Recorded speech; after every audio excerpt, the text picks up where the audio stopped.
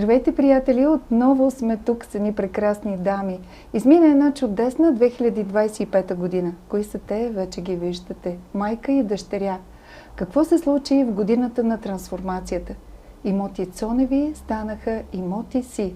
Как звучно звучи с силата и истината и любовта. Здравейте, Силвия и Кети! Какъв е поводът да се видим в финала на годината?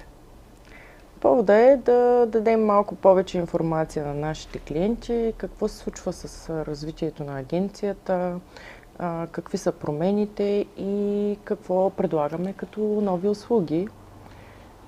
Имоти Си има трансформация. Има Разказвайте трансформация, повече. да. Освен, че сте на Софийския пазар, какво ще се случва?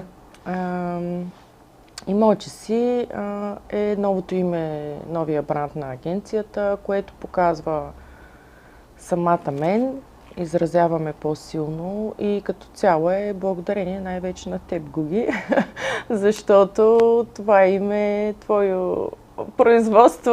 Аз съм кръстницата Твой зародиш на имотите си. Да, Така имоти Силви. Си е благодарение на теб. И аз благодаря, че го позволи да се случи вече и на Софийска земя. Обгръщаш с много любов и креативни идеи тук в Софийското поле. Имоти от къщи, апартаменти, строите, ремонтирате. Виждам една прекрасна млада душа. Един последовател на майка си. Това е Кети. Една приказна девойка само на 20, но се научила на труд с много любов. Какво е предизвикателството да помагаш на мама във фирмата?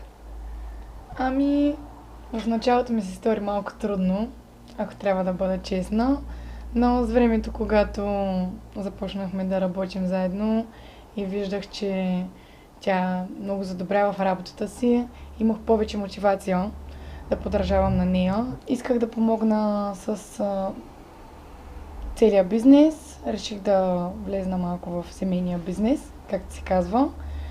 С времето започнахме да се разбираме доста, така както в личен план, така и в работен.